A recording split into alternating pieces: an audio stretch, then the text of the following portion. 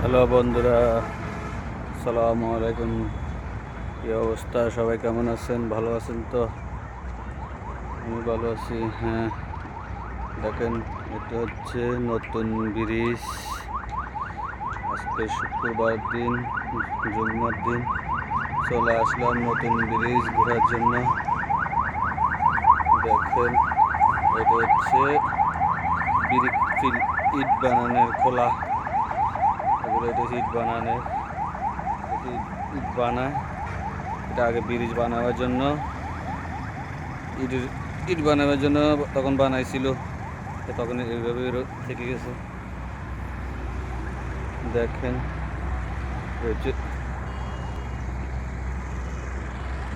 দেখেন এটা হচ্ছে ব্রিক ফিল। এখন দেখেন অনেক সুন্দর হয়ে গেছে। দেখেন ব্রিজের উপরে কত মানুষ।